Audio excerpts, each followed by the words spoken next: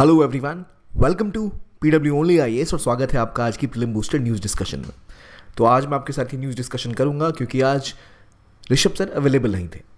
आगे वो आपके साथ फिर इस सेशन को कंटिन्यू करेंगे। तो चलिए शुरू करते हैं आज की डिस्कशन। देखते हैं पहले आज की इंपॉर्टेंट न्यूज़।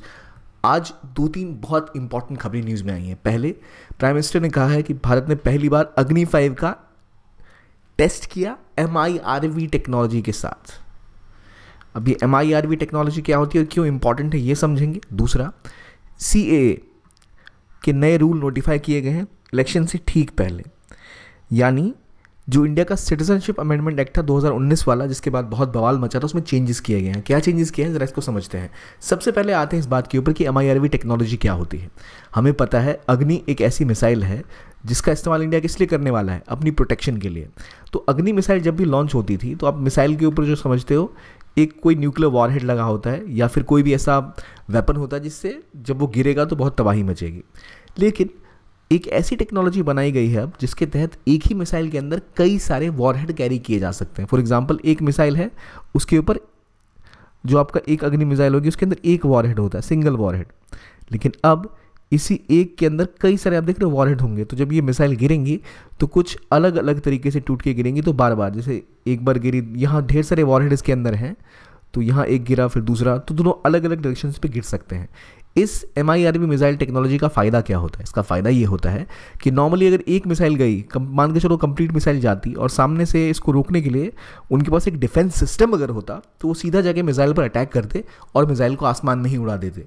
पर MIRV टेक्नोलॉजी के तहत ये जो multiple independently targetable re entry vehicle है, यानी ये बार बार आके गिर सकते हैं, तो इसको रोकना मुश्किल होती है। एक ही नहीं, कई सारे इसके अंदर वॉरहेड साथ में जाते हैं जो अलग अलग टारगेट्स पे आके गिर सकते हैं। तो इंडिया इस टेक्नोलॉजी के सक्सेसफुल एग्जाम्पल के बाद दुनिया के सेलेक्ट ग्रुप में शामिल हो चुका है जिनके पास ये टेक्नोलॉजी है, जैसे USA, UK, रशिया, फ्रांस और चाइना। और ये डेवलप किसने किया है? तो DRDO ने। तो 5000 किलोमीटर की रेंज है अग्नि की। अग्नि क्या है? अग्नि कैसी मिसाइल है? अग्नि क्रूज मिसाइल है या फिर बैलिस्टिक मिसाइल है? तो अग्नि एक बैलिस्टिक मिसाइल है। अब बैलिस्टिक मिसाइल और क्रूज मिसाइल का क्या अंतर होता है? देखिए, ये आपको दिख रहा है, ये बाहर गई, ये ऐसे हमने मिसाइल को लॉन्च किया और फिर इस तरह से गिरी है मिसाइल। लेकिन जो क्रूज मिसाइल्स होती हैं वो सीधी जाती हैं ऊपर और फिर उनके ऊपर पहले से डायरेक्शन, उनकी फीडबैक सेट होता है कहाँ पर आके उनको गिरना है, तो एग्जैक्टली जाके वहाँ पर अटैक करती है। तो क्रूज मिसाइल्स हमारी अपनी जो एटमॉस्फेयर है उसके अंदर रहती हैं, बाहर नहीं जाती हैं, और ये गाइडेड मिसाइल्स होती हैं। क्रूज मिसाइल्स को बेहतर गाइडेड मिसाइल्स कहा जाता है।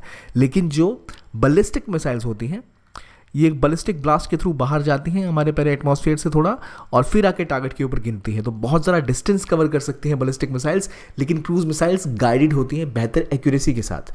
एग्जाम्पल अगर आपको देना चाहे कि भारत में क्रूज मिसाइल कौन सी है, तो उसका एग्जाम्पल आप क्या देंगे? तो उसका एग्जाम्पल है ब्रह्मोस। और अगर गाइडेड मिसाइल और क्रूज मिसाइल और जो एक बैलिस्टिक मिसाइल होती है उसका एग्जाम्पल आपको देना है तो अग्नि का एग्जाम्पल आप दे सकते हो। तो अभी MIRV टेक्नोलॉजी को टेस्ट किया गया। प्राइम मिनिस्टर मोदी ने इसके लिए बहुत बहुत बधाइयाँ दी हैं पूरे देश को। एक ऐसी टेक्नोलॉजी है जहाँ मल्टीपल वॉरहेड एक मिसाइल के थ्रू भेज सकते हैं।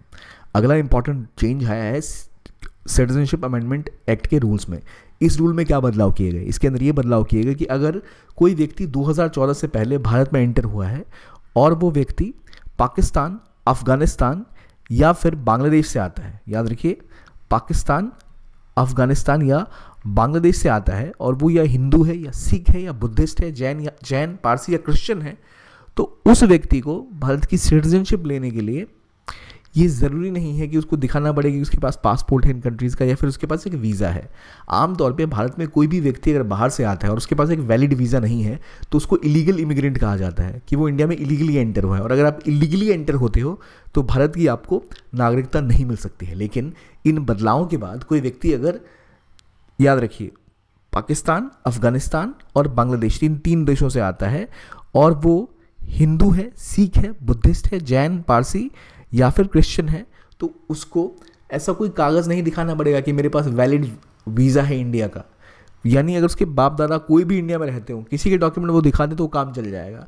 और किसी भी लोकल जगह से वो जाकर अपना किसी भी लोकल बॉडी से वो दिखा सकते हैं कि मेरी एंट्री कब हुई। मान के चलो कहीं से उन्होंने राशन लिया या कहीं से कुछ उन्होंने कोई फ़ायदा लिया किसी भी चीज़ का, गवर्नमेंट या फिर कोई भी चीज़ का, तो वो डेटा दिखा के कह सकते हैं कि मैं यहीं पे था। कोई ऐसा प्रॉपर डॉक्यूमेंट शो नहीं करना पड़ेगा। तो ये डॉक्यूमेंट सिंपल हो गए हैं। और इसको चेक कौन करेगा कैसे किसी को सिटीजनशिप मिले, तो उसके लिए एक सेंट्रल पैनल बनेगा, ना कि डिस्ट्रिक्ट मजिस्ट्रेट के थ्रू होगा। यानी एक पूरा सेंट्रलाइज तरीके से अब ये सिटीजनशिप दी जा सकती है CAA के अंतर्गत। तो ये न्यूज़ आई है CAA को लेकर, और MIRV टेक्नोलॉजी को लेकर हमने बात कर ली। आज की मुख्य खबरें हैं। अब एक और जो न्यूज़ है वो सुप्रीम कोर्ट ने SBI की प्ली को कैंसिल कर दिया। कहानी क्या था कि जो बॉन्ड की डिटेल्स थी ये मांगी थी, जो इलेक्टोरल बॉन्ड्स थी उसकी डिटेल मांगी गई थी, लेकिन वो डिटेल अभी तक SBI देने से मना कर रहा है। उसने और समय मांगा है, इसकी प्ली उसने सुप्रीम कोर्ट में दी थी, जो सुप्रीम कोर्ट ने मना कर दी थी। तो ये इंपॉर्टेंट न्यूज़ जो फ्रंट पेज पे वो हमने डिस्कस कर ली। आइए कुछ इंपॉर्टेंट खबरें और जानते हैं क्या क्या न्यूज़ में रहा है। अब आगे बढ़े इससे पहले आपके लिए इन्फॉर्मेशन है कि PW का विश्वास दिवस जो 10 मार्च तक वैलिड था, जिसके अंदर आपको बहुत सारे डिस्काउंट्स दिए गए थे, वो अब एक्सटेंड हो चुका है। यानी आपको संकल्प, टाइटन, प्रहार और प्रारंभ पे जो अच्छे डिस्काउंट्स मिल रहे थे स्पेशल ऑफर के अंतर्गत, वो 15 मार्च तक मिल सकते हैं। संकल्प केवल 9,999 रुपये में, टाइटन केवल 9,999 रुपये में, प्रहार केवल 6,999 रुपये में, और प्रारंभ आपको केवल 29,999 रुपये में भी मिल सकता है। इस कोर्स की डिटेल आप इस वीडियो के डिस्क्रिप्शन में जो लिंक मिलेगा वहाँ से ज्वाइन कर सकते हैं जाकर, और इस कोर्सेज़ का फ़ायदा उठा सकते हैं, क्योंकि बहुत ज़्यादा डिमांड थी स्टूडेंट्स की। तो इसको 15 मार्च तक के लिए एक्सटेंड कर दिया गया है। तो ये है विश्वास दिवस की बात, जिसका फ़ायदा आप उठा सकते हैं। और आइए अब आते हैं टॉपिक के ऊपर। सबसे पहले जो न्यूज़ आई है वो है AMCA के बारे में। AMCA क्या होता है? Advanced medium combat aircraft. अब आप पूछोगे ये क्या होता है, तो हाल ही में इंडिया के जो कैबिनेट कमेटी ऑन सिक्योरिटी है CCS, इसने 15,000 करोड़ रुपये साइड किए कि भारत अब डेवलप करेगा 5th generation multi role fighter jet. अब यहाँ कई सारे कीवर्ड हैं। पहला लिखा है advanced medium combat aircraft, India's 5th generation multi role fighter jet. ये क्या होता है? तो देखिए, जो एयरक्राफ्ट होता है ना, लड़ाकू विमान, इनकी अलग अलग जनरेशन होती है, 1st, 2nd, 3rd, 4th, 5th। First generation जो था 1940 से पहले के आसपास डेवलप हुआ, जो बहुत बेसिक था। अब जो एयरक्राफ्ट बनते हैं, फाइटर एयरक्राफ्ट बनते हैं, वो काफ़ी ज़्यादा एडवांस्ड होते हैं। उनके लिए टेक्नोलॉजी होती है कि उनको रडार से पकड़ना मुश्किल होता है, उनके अंदर वॉरहेड ढेर सारे होते हैं, ज़रा समय तक वो मूव कर सकते हैं, और वो आपको सिक्योरिटी, सर्विलेंस, इन सब का काम कर सकते हैं। और उनमें एक स्ट्रॉन्गर इंजन होता है, मल्टी इंजन होता है, मल्टीपल रोल वो निभा सकते हैं as a fighter jet. India में अभी तक कोई ऐसा स्वदेशी, इंडिया का खुद का 5th जनरेशन एयरक्राफ्ट नहीं है। तो इंडिया ने अब शुरुआत की है कि AMCA भारत का पहला 5th generation fighter multi role jet होगा, जिसका कई सारा इस्तेमाल किया जाएगा। और अभी तक की जितनी एयरफोर्स के पास जेट्स इन सबसे बड़ा होगा। आप पूछोगे रफाले वगैरह क्या है, तो इनमें से कोई भी जेट अभी तक 5th जनरेशन नहीं है। सुखोई Su-35 Su-35 की बात की जाती थी कि शायद वो अगर भारत को मिल जाए और भारत रशिया के साथ डेवलप करे तो भारत का खुद का वो 5th जनरेशन फाइटर एयरक्राफ्ट होगा, लेकिन ऐसा अभी तक नहीं है। तो इंडिया अगर ये बना लेता है तो इंडिया दुनिया के कुछ चुनिंदा देशों में से एक बन जाएगा जिसके पास ये चीज़ है। अभी इसको डेवलप कौन कर रहा है? तो HAL, हिंदुस्तान एरोनॉटिकल लिमिटेड, और ADA यानी एरोनॉटिकल डेवलपमेंट एजेंसी मिलकर इसको डेवलप करेगी। अब इसकी खास बात क्या होगी? इसमें ट्विन इंजन एयरक्राफ्ट होगा जिसके पास स्टेल्थ फीचर्स होंगे। स्टेल्थ फीचर्स क्या होते हैं? स्टेल्थ फीचर्स का मतलब होता है, स्टेल्थ मतलब होता है छुप जाना। तो स्टेल्थ फीचर्स ऐसे होते हैं कि अगर कोई रडार है किसी एनिमी का तो वो फाइटर एयरक्राफ्ट को जल्दी पकड़ नहीं पाएगा, और रडार्स अगर पकड़ नहीं पाएंगे तो आपके जो फाइटर जेट है उसको गिराना लगभग असंभव हो जाता है। इसके अंदर कंप्लीटली कंसील्ड फ्यूल टैंक होते हैं, यानी फ्यूल टैंक छुपा हुआ होता है, कवर किया होता है, तो उसके ऊपर आप सीधा अटैक करके उसको आग लगने का खतरा उसमें नहीं होता है। बेहतर तरीके से इंटरनल वेपन्स बने होते हैं, जो उसकी, जैसे एयरक्राफ्ट अगर है तो उसकी बेली के अंदर छुपे होते हैं वेपन्स, तो उसको डिटेक्ट करके, उसको साइट करके उसके ऊपर अटैक करना बहुत मुश्किल होता है। तो असल में इसका इंजन का वेरिएशन क्या होगा? तो दो बातें की गई हैं, एक है AMCA MK1 और एक है AMCA MK2। तो MK1 वेरिएंट जो होगा उसके अंदर US का इंजन लगा होगा GE414, जो कि 90 किलो न्यूटन क्लास का है, और दूसरा जो MK2 होगा जो और ज़्यादा एडवांस्ड होगा वो 110 KN का किलो न्यूटन टन का इंजन रन करेगा। कहा यह जा रहा है कि ये इंजन इंडिया का DRDO और DRDO का जो गैस टरबाइन रिसर्च एस्टेब्लिशमेंट है वहाँ पर डेवलप होगा किसी एक फॉरेन डिफेंस मेजर के साथ। अब आप कहोगे जब एयरक्राफ्ट इंडिया बना रहा है तो इंडिया इंजन क्यों नहीं बना पाता? तो अभी तक इंडिया इंजन बनाने में बिल्कुल भी सक्षम नहीं हो पाया है खुद के। इंडिया कोशिश कर रहा था, पहले कावेरी इंजन, विकास इंजन, 2 इंजन से जिसके ऊपर बात चल रही थी, लेकिन इंडिया खुद के जेट इंजन्स नहीं बना पाया अभी तक, जो एक बहुत इंपॉर्टेंट टेक्नोलॉजी है। और अमेरिका पहली बार इंडिया को कोई ऐसा इंजन देगा। जनरली इंडिया को रशिया या फ्रांस से इंजन लेना पड़ता था, क्योंकि अमेरिका इंडिया को इंजन नहीं देता था। क्योंकि इंडिया ने अब अमेरिका के साथ कई सारी डिफेंस पार्टनरशिप्स कर ली हैं, तो भारत को वो इंजन मिल पाएगा। तो हमें क्या जानना है, हमें जानना है बात क्या हो रही है। Advanced multi medium combat aircraft क्या है ये? 5th जनरेशन एयरक्राफ्ट होगा। इंजन कहाँ से आ रहा है? एक अमेरिका से और एक DRDO बनाएगा किसी के साथ कोलैबोरेशन में। प्लस ये क्या होता है जो 5th जनरेशन एयरक्राफ्ट है, इसके पास स्टेल्थ फीचर्स होंगे, गाइडेड बेहतर होगा, वेपन्स इसके हिडन होंगे, कंसील्ड होगा, और एक स्पेशल डिज़ाइन फीचर्स में होगा जो इसकी परफॉर्मेंस को मैक्सिमाइज करेगा और इसे कैप्चर करना बहुत मुश्किल हो जाएगा। तो स्टेल्थ टेक्नोलॉजी को थोड़ा सा और जान लें तो ये एक ऐसी टेक्नोलॉजी है जिसके तहत किसी भी जो फाइटर जेट होता है उसके अंदर एक पैसिव लो ऑब्जर्वेबल फीचर्स होते हैं। यानी कोई भी रडार उसको इजीली इंटरप्रेट नहीं कर सकता, कोई रेडियो या लेज़र डिजाइनर उसको आसानी से पहचान नहीं सकता कि हमारे ऊपर से कोई एयरक्राफ्ट उड़ रहा है। और अगर ऐसा होता है तो वो लगभग किसी भी एनिमी टेरिटरी में घुस के आसानी से तबाही मचा सकता है।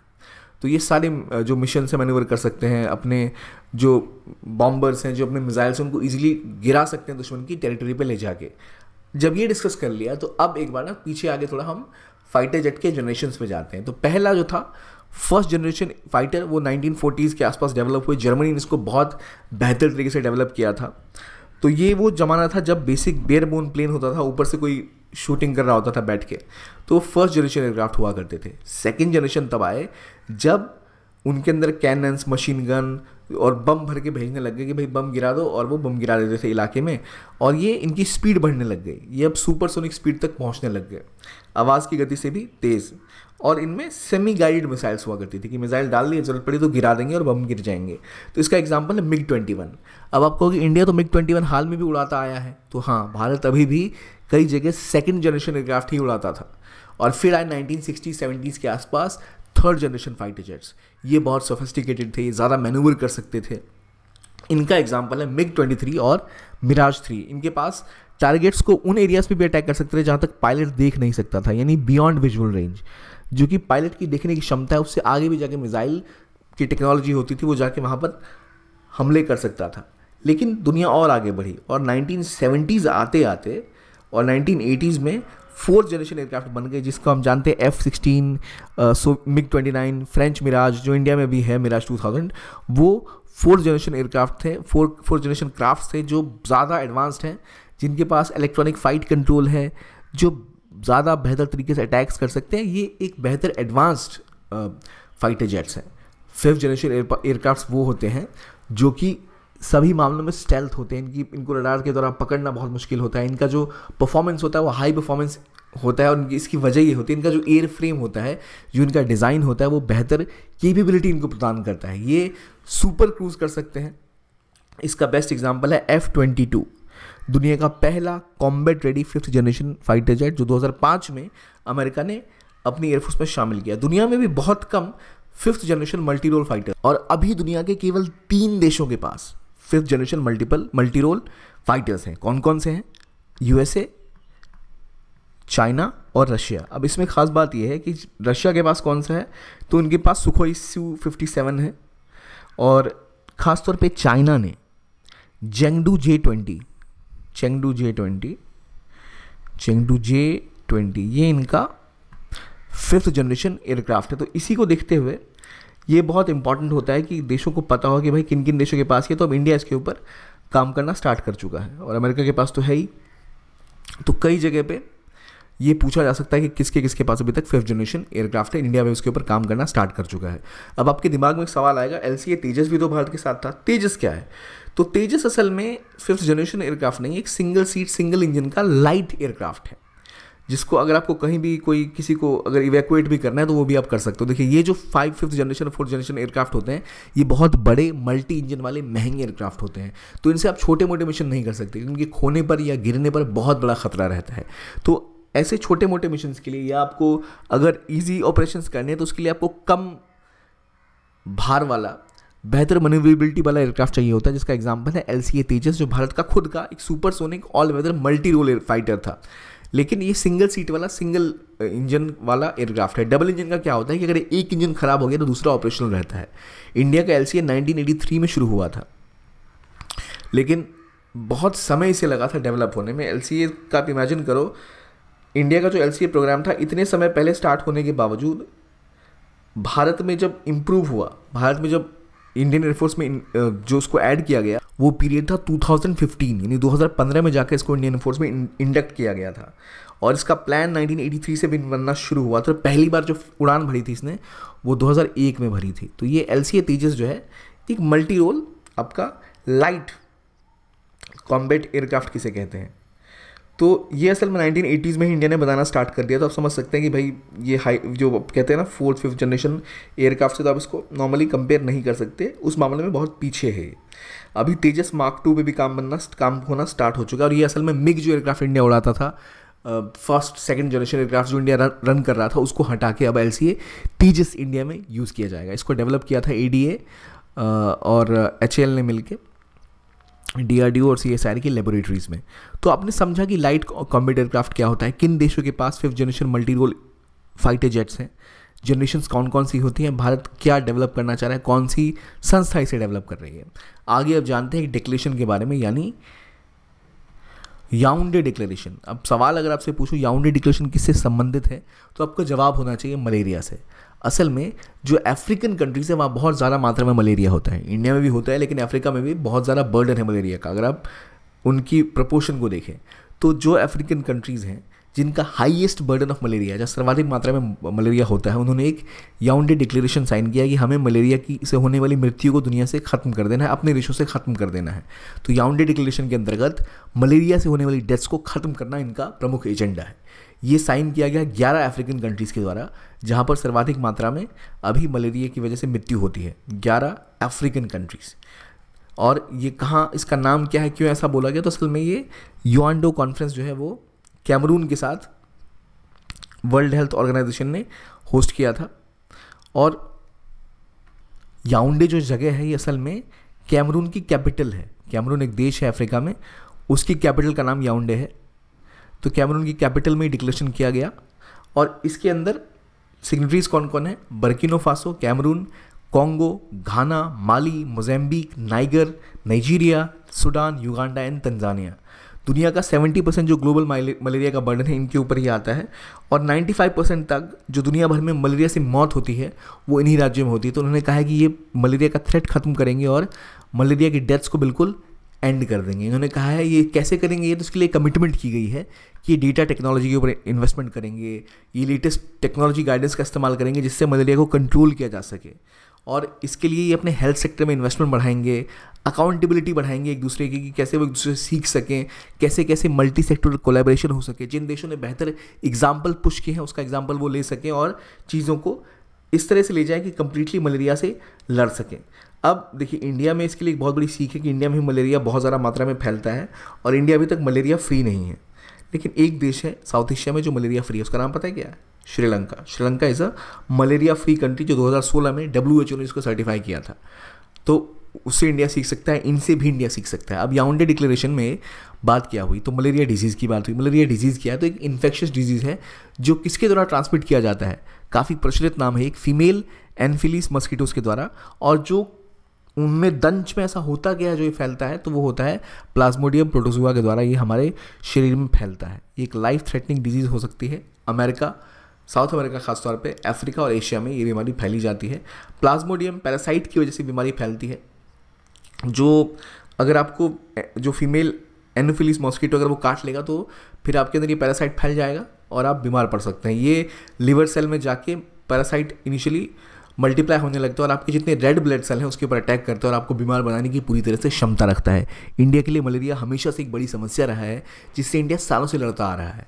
अब क्योंकि ये मलेरिया मस्किटो के काटने से होता है जो कहीं भी पानी के जमाव पर आके जमा हो सकता है, लिवर सेल्स में घुसते हैं, RBCs में घुसते हैं, आपको कमज़ोर बना देते हैं, आपकी मौत तक हो सकती है। ये इंसानों में 5 पैरासाइट की वजह से मलेरिया पाए जाते हैं, जिसमें प्लाज्मोडियम फैल्कीपैरम, प्लाज्मोडियम वाइवेक्स सबसे खतरनाक रिस्क रखते हैं, याद रखिए।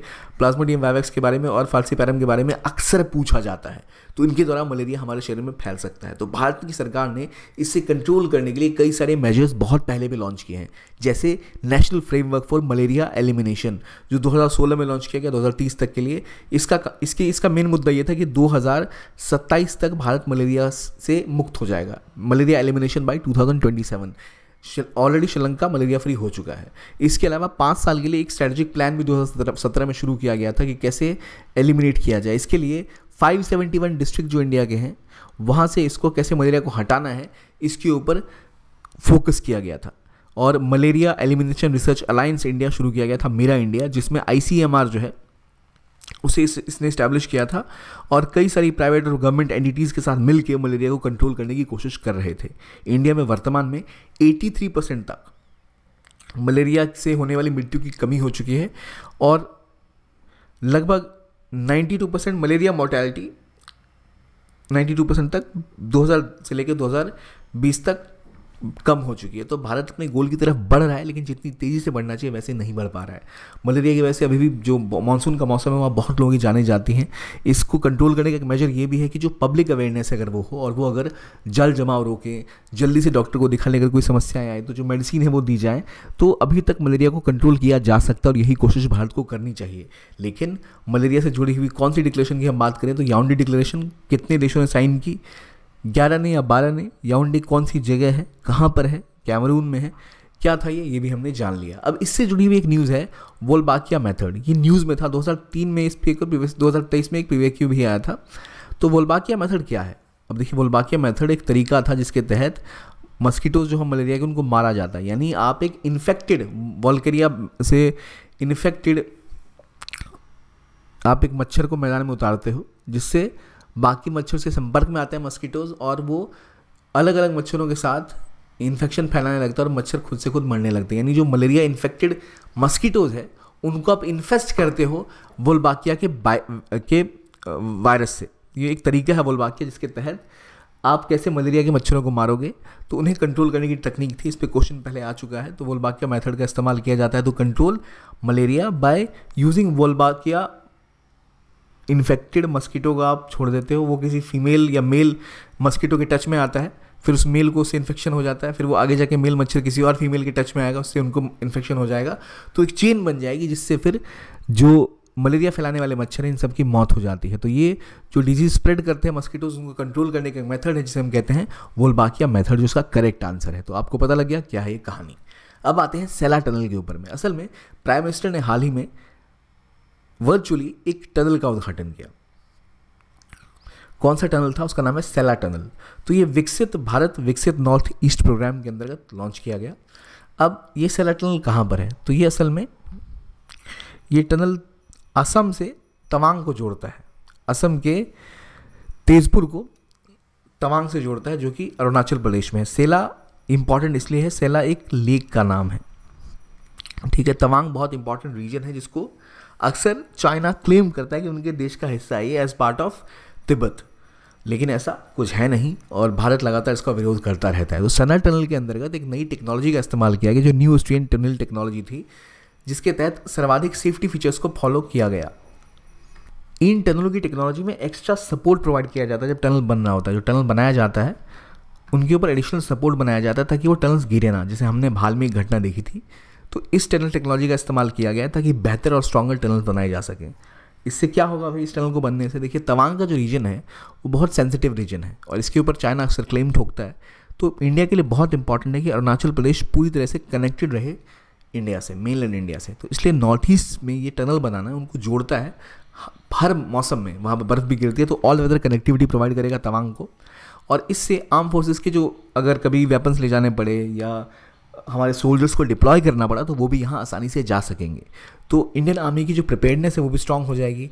जो तवांग के लोग हैं वो इजीली ट्रैवल कर पाएंगे, वहाँ की मोबिलिटी बढ़ेगी, उनकी रेस क्षमता भी बढ़ जाएगी। तो एक बहुत अच्छा तरीका है जिससे वहाँ की सोशो इकोनॉमिक डेवलपमेंट हो सकती है। तो जो मैंने बोला न्यू ऑस्टिन टनलिंग मेथड, ये क्या है भाई? तो इसमें एक नई चीज़ का इस्तेमाल किया जाता है, spread concrete lining, SLC method.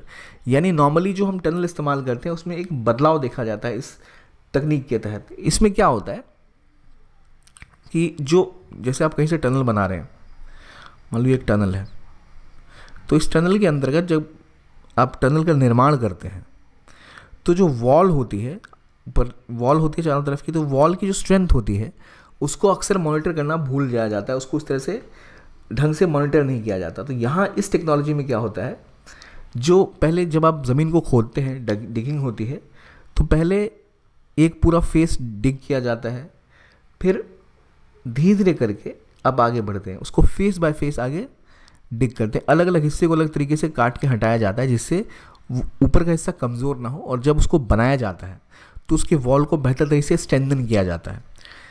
इसके अंतर्गत कोशिश ये की जाती है कि जो उस इलाके की जियोलॉजिकल स्ट्रेंथ है, जो जिस पहाड़ से आप रास्ता बना रहे हैं उसकी जो पहाड़ की स्ट्रेंथ है, उसका इस्तेमाल किया जाए टनल को स्टेबल बनाने के लिए, ताकि वो टनल कभी गिरे ना। तो ऑस्ट्रियन टेक्नोलॉजी है। इंपॉर्टेंट पॉइंट ये है कि न्यू ऑस्ट्रियन टनलिंग मेथड क्या है, क्या रोल है, किस चीज़ से जुड़ा हुआ है, और क्यों ये न्यूज़ में है रिसेंटली।